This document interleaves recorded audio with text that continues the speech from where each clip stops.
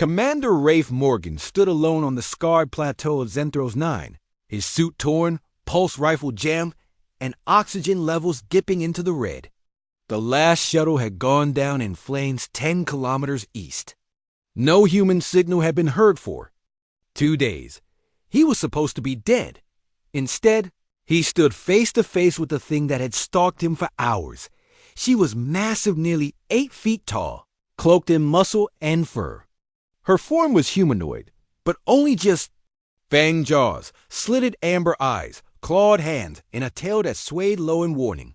She had the stance of a predator, but her head was tilted curiously. "Stop moving," Rafe muttered to himself, raising his hand slowly. "Don't show fear. Don't run." The alien beastwoman moved forward anyway, silent, sniffing the air like a hunting dog. Then she paused, nostrils flaring. Her eyes widened dot in a blur. She pounced not to kill, but to pin. Her massive hand gripped his arm and yanked off a piece of his torn suit, revealing a bloody scratch from earlier. She sniffed. Then her growl rumbled out like thunder. "Human." Of the first line. Rafe blinked. "What?" She lowered her face to his wound again, inhaled, and this time whimpered, as if in awe. Her claws flexed, not in threat, but in reverence. "You carry the ancient blood," she said in accented galactic standard. "The blood of the sky ancestors?" "You are impossible." He stared. "I'm what?" "My name is Varka," she said, stepping back slowly. "Daughter of the Trelzer clan. We were made by your kind, long ago in the cradle of your empire. You are not prey. You are progenitor." Rafe didn't know whether to laugh or pass out. "I'm a Navy recon pilot from Earth. You're saying I'm your ancestor?" Varka nodded solemnly. "Not you alone, but your kind. We the Zenthari were born of spliced genes and forgotten war labs. Made strong to serve. But you vanished. We thought the sky ancestors were myths." She paused, her tail flicking. "But your blood sings the truth. And now, by law, the old code. I belong to you?" Rafe blinked again. "I'm sorry, what?" "Not as mate," she added quickly, her ears flattening. "As protector, as shield. Until death, I am bound."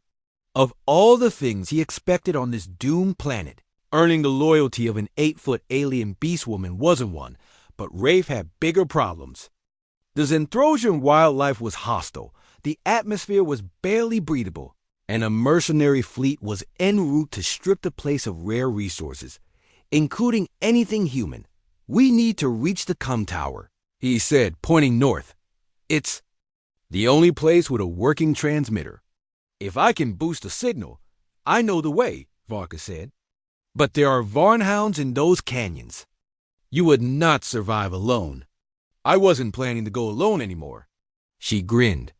The two moved through jungle-thick valleys and razor-edge cliffs. Varka tore through Varnhounds with tooth and claw, while Rafe picked off stragglers with plasma shots. They made an effective teen-human cunning and alien ferocity.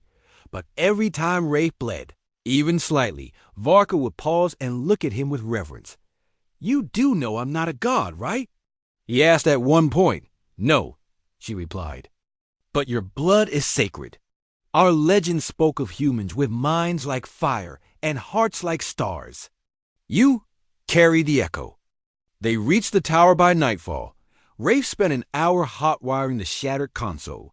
Varka stood watch, tail flicking at every sound. When the transmitter finally pinged, Rafe could have wept. Come on. There. Signal locked. Emergency beacon live. From orbit, if any human patrol passed close enough, they'd see it. Hope was alive, but so was danger.